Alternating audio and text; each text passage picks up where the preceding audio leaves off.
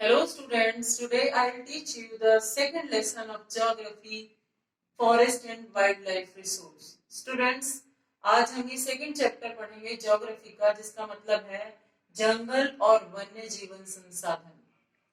तो इसके बारे में हम कुछ इंपॉर्टेंट टॉपिक्स इसमें पढ़ेंगे, जैसे कि हम पढ़ेंगे रोल ऑफ फॉरेस्ट, क्योंकि फॉरेस्ट से संबंधित है, एंड वाइल्ड लाइफ, जो जंगली जीवन है वो जंगलों पर, जंगलों फॉरेस्ट पर किस तरह डिपेंड है, ये हम पढ़ेंगे। कितनी स्पीशीज हैं ये हम पढ़ेंगे, टाइप्स ऑफ या classification of species, biodiversity, flora and fauna. तो स्टूडेंट्स देखते हैं।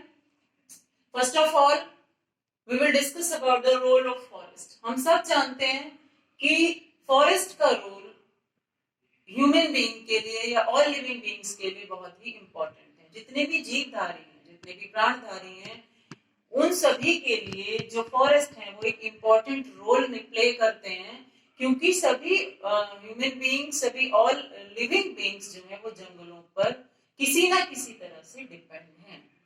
जैसे ह्यूमन बीइंग है वो अपने भोजन के लिए डिपेंड है, जो एनिमल्स हैं वो भी अपने भोजन के लिए डिपेंड है। क्यों? क्योंकि और भी तरह के, बहुत सारे तरह के एनिमल्स वहां रहते हैं, और एक एनिमल दूसरे का भोजन है, और किसी एनिमल का भोजन घास है तो किसी का एक दूसरे एनिमल के पे डिपेंड है। तो इस तरह से ये एक चेन बनी हुई है, एक इकोसिस्टम बना हुआ है।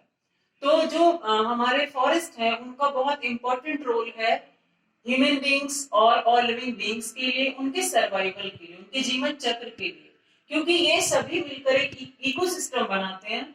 और इकोसिस्टम क्या है? सभी ऑर्गेनिज्म का, सभी लिविंग ऑर्गेनिज्म का एक पर्टिकुलर एरिया, उनको एक सिस्टम में रहना, एक एनवायरमेंट में रहना, ये इकोसिस्टम है, जो कि फॉरेस्ट और लिविंग बीइंग्स के आपस में इंटरडिपेंडेंट, फॉरेस्ट पे सभी डिपेंड है।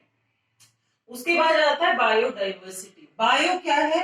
बायो है जितनी लिविंग बीइंग्स हैं, डाइवर्सिटी क्या है? विविधता। तो लिविंग बीइंग्स की विविधता, वेराइटी। तो इसको हम कैसे करेंगे? Is a complex system of living beings and they are interdependent on each other. ये भी यही है कि जितने भी लिविंग बीइंग्स हैं वो अपने सर्वाइवल के लिए एक दूसरे पर डिपेंड करते हैं। तीसरा है फ्लोरा एंड फौना। तो students, we all know before, flora and fauna क्या है? फ्लोरा है प्लांट्स रिलेटेड, जितने भी प्लांट्स रिलेटेड स्पीसीज हैं वो हमारी फ्लोरा में आती है, जितनी एनिमल रिलेटेड स्पीसीज हैं वो हमारी फौना में आती हैं।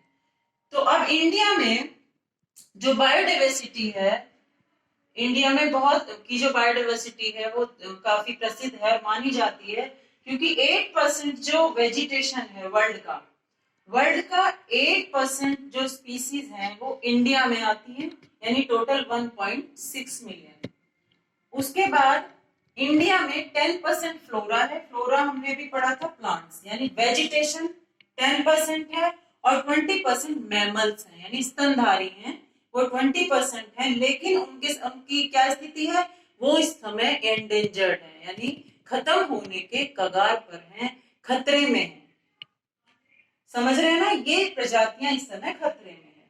अब यहाँ पर हम देखेंगे कि types of species, in species की, इन प्रजातियों की को कितने टाइप्स में हमने डिवाइड किया है, या ये कितने टाइप्स में डिवाइड है। According to International Union for Conservation of Nature and Natural Resource, species are divided into 6 type.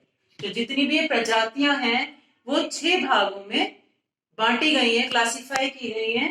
सबसे पहला है एक्सटिंक्ट स्पीसीज, दूसरा है एंडेंजर्ड स्पीसीज, थर्ड है वल्नरेबल स्पीसीज, फोर्थ है रेयर, फिफ्थ है नॉर्मल, एंड सिक्स्थ है एंडेमिक। तो ये 6 में इसको डिवाइड किया गया है।